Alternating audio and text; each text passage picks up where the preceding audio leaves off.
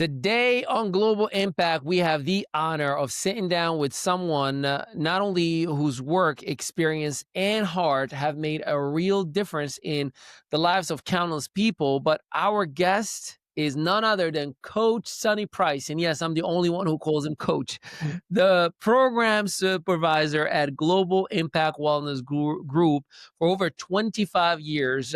Coach Sonnie has been at the forefront of the addiction and mental health field, shaping and guiding programs that bring real transformation to individuals and their families. He has been an instrumental in developing and implementing Global Impact substance abuse disorder program, investing his time, energy, and purpose into making the mission of GIWG a reality for the people we serve each and every single day. Coach Sonnie's academic journey began at Lincoln University, where he earned his master's in human services, and he's continuing that journey at Walden University, pursuing a second master's in mental health counseling. He is certified by the Maryland Board of Professional Counselors and Therapists in addiction, a DUI, DWI instructor for the state of Maryland, and MVA, and a registered peer recovery specialist supervisor. But beyond the credentials, what makes Coach Sonnie truly impactful is his personal story. He's been sober for 27 years, a living testament to the hope and change that is possible. That lived experience itself fuels his passion for building professional and clinical alliances, shaping minds and helping individuals transition into healthier lives.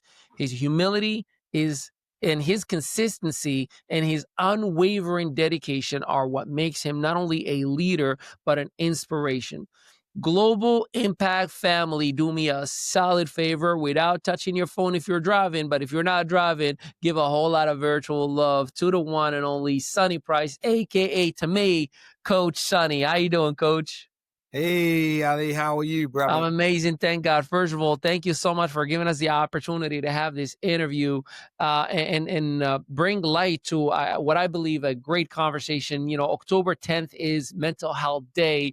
October overall, mental health is very, very highlighted here in the United States. I've witnessed you do so many amazing things. I've had you on the record and off the record, on camera and off camera, and I've seen the love that you have for the youth and for the adults that are recovering from substance abuse. So I would love if we can today dive into all those different areas and educate a little bit. So you've been in this field for over 25 years and you yourself sober for 27 years. I'd love to start with what motivated you not to only begin your own recovery, but dedicate your life helping others with substance use disorder. Well, what the beginning, if we go back to the beginning of this whole um narrative, this whole narrative was created from living a destructive lifestyle, and it had got so destructive that at the um at the end of what we call the road, at the end of the road, there was a contemplation about suicide.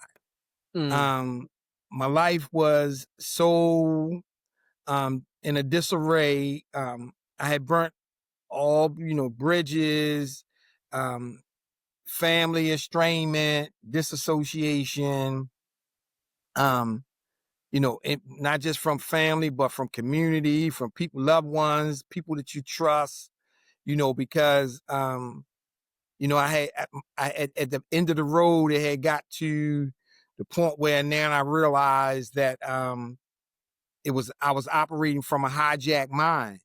And once the hijackers had boarded this plane, I was no longer in control. So I started doing things, living in places that I never thought I would live, doing things to people, the very same people that love me and trust me, like my grandma who raised me. Grandma, my mom died when I was like 4 years old. So I'm the youngest of 5 brothers. So grandma stepped in and took over the care of her 5 grandsons. And in the interim of that, I became her babe. That's my baby, and at the end of this story, the very woman that raised me and taught me life principles and morals and values had became afraid of me, because drugs had turned me into this monster. And the monster was operating, like I said, from a hijacked mind. That's what addiction does to people. It has hijackers. Addiction has hijackers, 2 hijackers. One is obsession and one is called compulsion. Obsession is a fixed idea used. Compulsion is make the idea reality by any means necessary. So once the hijackers board the plane, you no longer flying. So people wonder why addicts and people that with substance use disorders do some of the things that they're doing is because they are not flying the plane. They're not in control. Once the hijackers board the plane, that's what hijackers do. They got one intention, is to take control. Yeah. So Yeah, I love and that. it started, yeah, like I say, it started by way of contemplating suicide. And at the end of the road, it was a mess. And I stood on the side of a interstate, a major interstate that, 295. And I contemplated running in front of a truck to fix the mess that I had made in my life, But, I know now that God had another plan for my life. Yeah, that goes without a doubt. As a program supervisor at Global Impact Wellness Group, you've been instrumental in developing the substance use disorder program. Can you explain what makes this program unique and effective? So what makes us unique and effective is we don't judge. We don't judge, which is key. Yeah. We don't judge, and we accept anybody and everybody. And it really wasn't based about insurance or none of that stuff. It was about people needing help. When we first opened this program up, we was picking people up that were homeless, sleeping out on a porch, sleeping in the woods. We were picking people up from the woods. We were picking people up from sleeping under the bridge and bringing them here to Global. And some of them had a terrible stench because the hygienes wasn't being done correctly. And they come in, no wash, no bathing, no none of that. And we fought through all of that. We fought through the stench. We fought through all of that stuff. We made sure that they had, snacks and something to eat and nourishments and orange juice and waters and, some kind of nourishment. And it was formulated and it's still founded on love for the person. Global Impact, man, what makes us so unique is we have a passion. I love one of, I hear Dr. Gibbons say it all the time, care you can You can trust. trust. That's right.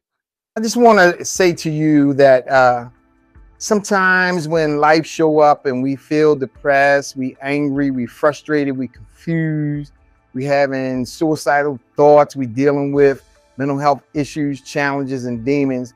I want you to know that I've been there. I'm that person. I had them issues. I had them challenges. I went through all of those struggles, man, to try to get my mind clear, get my spirit right, get my heart right, man, get focused back on life. And it took me having to go to treatment, man. I had to go away to treatment where I went to groups and I went to counseling and I went to therapy. I went to mental health counseling. I had a psychologist. I took medication, because at one time, man, suicide seemed like the opportune way to fix the mess that I had made in my life. But because I heard someone say that treatment is available and that treatment worked, that I gave it a shot, man. I gave it a chance, and I decided to go into a treatment facility, man, where some people was able to love me until I learned how to love myself. And through that, man, I went to school. I got educated about the disease of addiction, about mental health. And now I stand here today and I want you to let you know that I am you. And I stand here today, man, and I am so proud to be a part of the solution and not the problem. I'm helping people here at Global Impact Wellness Group, man, transition their lives, become whole and well once again. It's a beautiful thing. Treatment work, treatment is available. If you're struggling with anything, give us a call here at Global. We got you. So a lot of times, man, I done worked in all different modalities of treatment, and I've been instrumental in a lot of different programs, man. But I love when you work with a team of people that you can trust, and our passion is to see lives transition, man. That's what makes us different. That's what Yep. makes us unique. We done had people here, man, that they had nowhere to go, and we was filled up in our rooming house, and the owners, went in their own pocket and got some hotel rooms for weeks to let these people stay there, and we would pick them up from the hotel room and bring them here to treatment, and then take them back to the hotel. I mean, you don't see that nowhere. Mhm. That's huge. Without a You don't doubt. see that nowhere. You often talk about the importance of building professional and clinical alliances. What does that look like in practice, and why is it so critical for recovery? It's what it looks like is, Mr. Sonnie has a door with an open door policy, Hmm. in Literally, that by the way, it's not a figurative speech here. Like literal it's open not a door. figure I've of speech. I've never been there and I didn't see it wide open. That's right. Open door policy. And we practice confidentiality, we practice anonymity, we practice things like, not only because of licenses, but because of moral, ethical purpose. We created what they call a safe space. And the youth, not only just the adults, but the youth, should be able to understand and feel that I can go to Global, I can call Mr. Sonnie, I can call Miss Carla, I can call Mr. Andre, I can call Miss Andrea, I can call Miss Priscilla, I can call there, and I can express whatever it is that's concerning me. And if they can't help the scenario or help the situation, they're resourceful enough to, and they humble enough. Humility plays a key. Yeah, I don't have to know it all, but I have to have enough humility. If I can't fix it, I can go to somebody else and see if Yeah, somebody else can help fix it. yeah, yeah. So that's key for me. Without a doubt, I love, and I love how you simplified that. By the way, let's go to treatment and prevention insights, because it's very rare when I get this exclusive. So I'm gonna try to get as many nuggets out of you for the people as I can. What are some of the misconceptions the public has about addiction and recovery, that you think it needs to be corrected? So I think that one of the biggest misconceptions is that treatment programs is the cure all, fix all. And that when you come here, we're gonna be able to cure you and fix you. That's not how it goes. Help implies two ways. You bring something to the table, we bring something to the table, and then we see how we can create a plan that make your life transition. So, we're not mind readers, we're not magicians. You know, Recovery is for people that want it. It's not for people that need it. And no matter whether the courts send you here, the streets send you here, your family send you here, your spouse give you an ultimatum, you gotta want to invest. And a lot of times, treatment don't fail. People fail treatment. So that's the concept.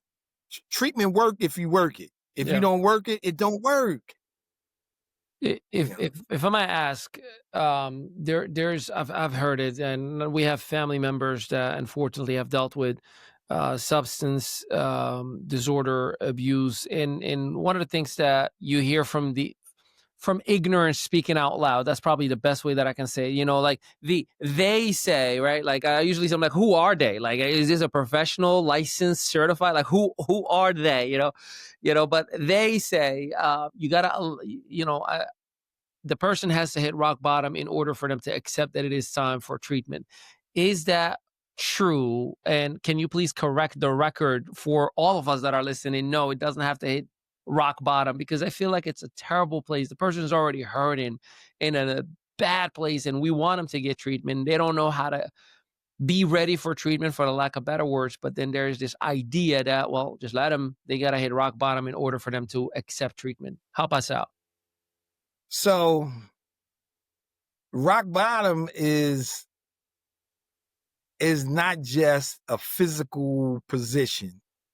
Rock bottom can be mentally, spiritually, emotionally. You can hit a bottom.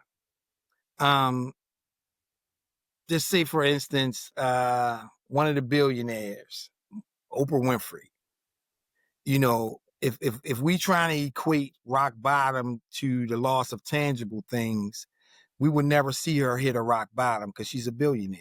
Right. But she could hit a rock bottom quicker than you or I can, from an emotional standpoint, from a spiritual standpoint. Relationships. So rock bottom is different for everybody.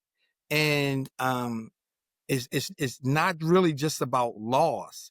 Rock bottom is, I have arrived to a position in my life where I have taken inventory, and then I need to change this narrative. That's always been that misconception. You got hit rock bottom before you accept help, but that's not true. Sometimes they got what they call interventions, and sometimes people can see you headed in that wrong, in that wrong direction, and intervention can be put in place to help change that narrative and redirect your life into another positive way.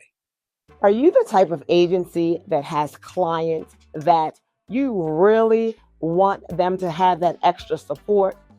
But in having that extra support, you're worried about paperwork, you're worried about the responsibilities of a communication. Well, at Global Impact Wellness Group, you do not have to worry about that, because we take all of the paperwork, all of the hassle, all of the communication challenges out of the way. Please, if you have clients, please give us a call.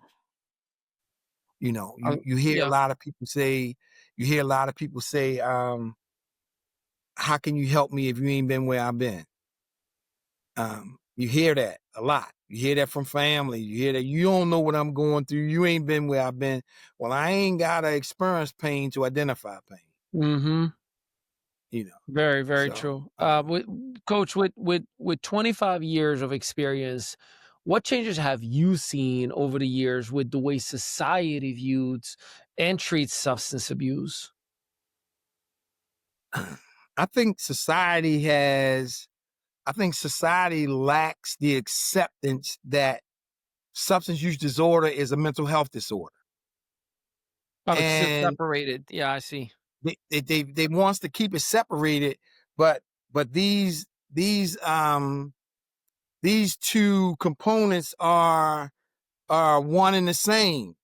They are a part of a society where life, everybody is dealing with, for people to use drugs for years and years and years and continue to ingest chemicals, alcohol, with all these adverse consequences.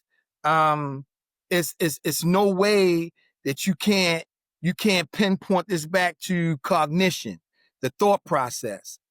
So yes, it's always that part where we have to look at that separation, where they're trying to keep them separated: substance use disorder, mental health disorder. I think it's all under one umbrella. I think it's all mental health disorder that includes substance use disorder and some other disorders. But I think it's all under mental health. What role do family and communities play when it comes to recovery, and how can they better equip or be better equipped themselves to support loved ones that are struggling with addiction? Um, Family plays a significant role in how we deal with substance use disorder, and how the individual who's dealing with the disorder, how they perceive treatment, how they receive treatment, how they receive support.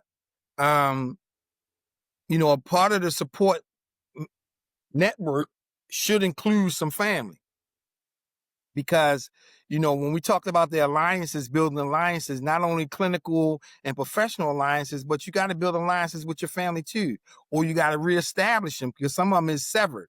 So that's one of the biggest keys when mom get some education about substance use disorder or about mental health, and she cannot just say, why don't you get yourself together, but can she look at how I got in this condition from the beginning? That's what we got to get to. We got to get some education on how we can get to how people get into these conditions and what it's going to take to get them out of it. I was just speaking to some people the other day, and I think my theory is that I think that they need to develop a mandatory curriculum in junior high and high school, where you have to have some kind of substance use disorder and mental health curriculum, and educate people about substance use disorder and the stigmas that's associated with mental health. And in order for you to graduate, you have to complete these classes.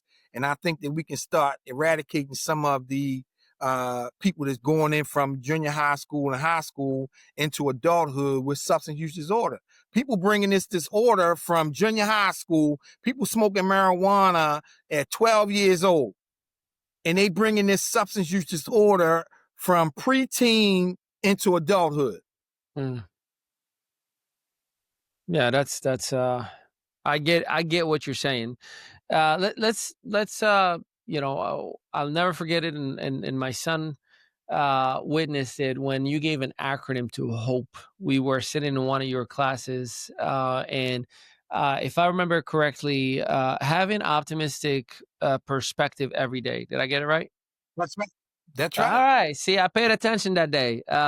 That's And right. let's talk about hope and impact, right?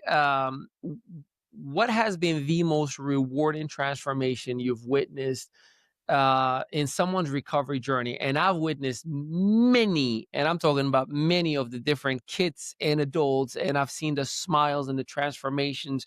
But if for your own front row seat to the greatness, what would you say, one of the recovery journeys that you've witnessed that is still impactful to you? My own. Wow. I did not see that coming. Tell me more. My own. Because I understand the recovery journey. Not only did I live the addictive journey, but I'm living the recovery journey. And to be able to have the ability to take my journey and put it in your life and see the journey begin to work in your life, that's impactful for me. That's powerful. What advice, coach, do you have, or can you give someone listening right now who feels trapped by substance use and just doesn't see a way out? So what I would say is um, help is available. Um, Substance use disorder and mental health, um, it blinds us, it puts barriers on, and it blinds us from seeing what we do have, because it wants us to focus on what we don't have. Mm, If you breathing, you're achieving. And it just takes a little bit of courage to reach out to someone that you trust, or someone that you feel like have some kind of belief in you, and say, I know my life is not right and I want to do something different. You don't have to have all the answers. You know, all you got to do is just reach out, and somebody will reach back. Somebody will reach back. I think that's the biggest reward for my life is, man, as God allowed me to climb, I want to pull. You know, so it's lonely at the top when you're up there by Yeah. yourself. You know, Let me tap. so I want to tap into the visionary mind of Coach Sonnie. Like I want to go to the next 5 to 10 years. Looking ahead, what do you hope or anticipate to achieve with Global Impact Wellness Group and for yourself with the substance use disorder program and the different programs that you're spearheading? What do you hope to see and anticipate to achieve? 5 to 10 years. Dream on with me.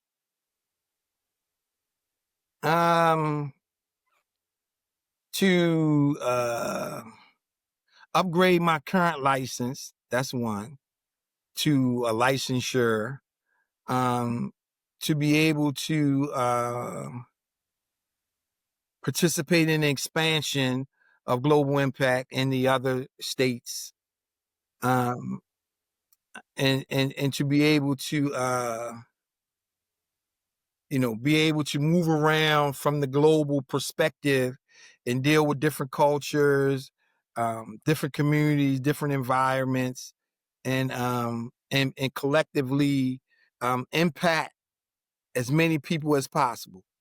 You know, I'm not a guy that's, I'm a humble guy. I'm a behind the scenes guy, and I just want to see more lives change, more lives transition. I want to see people begin to live. I want to see people begin to believe in themselves again. Um, I want people to believe in the process, buy into the process, share the process, become part of the vision, make it a shared vision, and just continue to grow. What's your message to your current patients, clients, students, mentees? Because I've seen them all. What is your current message to them right now? This is from Coach Sonnie to the everyday family that walks in through your doors.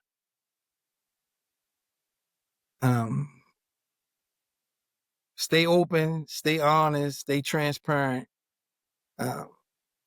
trust the process, leave the ego and all that stuff at the door and just come on in, man, and just, put it on the table. We're not here to judge you. We're here to help. Yeah. That's one thing that I love about this, man. We don't have to, I ain't gonna judge you. I lived it. I've done it all. So I've done it all. If I ain't done it all, I heard it all. I've been doing this for 26 years in a row. I started out as a house manager in Philadelphia at a residential treatment program. And I haven't done anything else but worked in this field for the last 26 and a half years, almost 27 years. So, Love that. just, And last, go ahead, Coach. yeah, come on. Last but not least, what is your message to your partners, to Dr. G, to Miss Vaughn, to everybody from front desk to behind the scene, to Taylor, to Alicia, to everybody that as far as your partners? What is your message to your partners?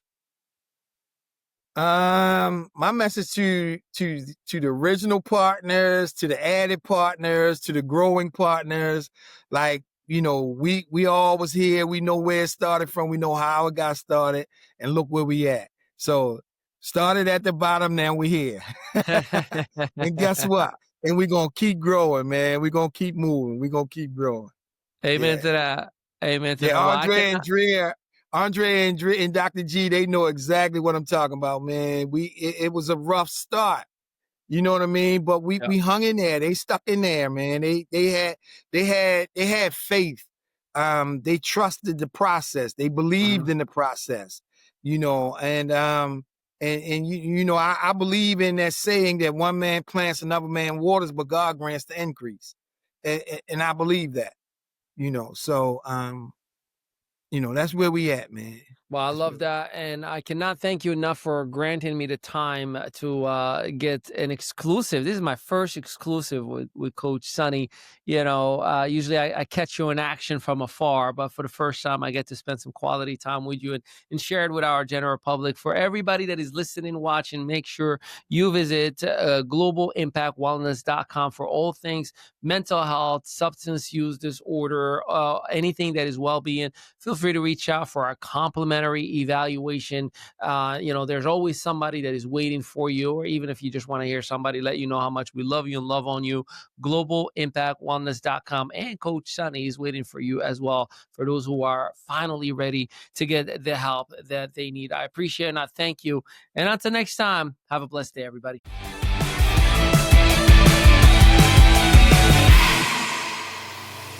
Let's be honest. Hormonal changes can feel like a roller coaster. Mood swings, hot flashes, feeling off, even when everything seems fine. That's why we created Fleur-Dray, a plant-powered daily supplement designed to support women through every stage of hormonal change. Fleur-Dray is more than a supplement. It's a daily formula crafted to help you glow, not just cope. It supports healthy hormone balance, eases occasional mood swings, and helps reduce hot flashes. You'll also get support for your metabolism, all in one convenient product. Whether you're entering perimenopause, navigating menopause, or just wanting better balance, Fleur-Dray meets you where you are. Let's talk about what's inside, because every ingredient serves a purpose. Maca root and ashwagandha help support energy, stress resilience, and mood. Red clover and black cohosh are traditionally used to ease hot flashes.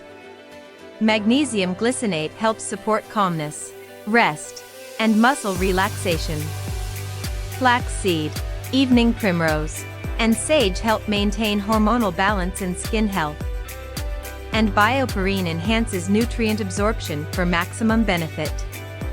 Plus, Fleur-Dray includes a variety of other powerful botanicals like wild yam, dong quai, grapeseed, dim, and more, all working together to support your body naturally. It's all plant-based, thoughtfully formulated, and rooted in natural support. Thousands of women are already making the shift and choosing to feel balanced, beautiful, and unbothered. Ready to glow through the change? Ask about Fleur-Dray today and experience the difference for yourself.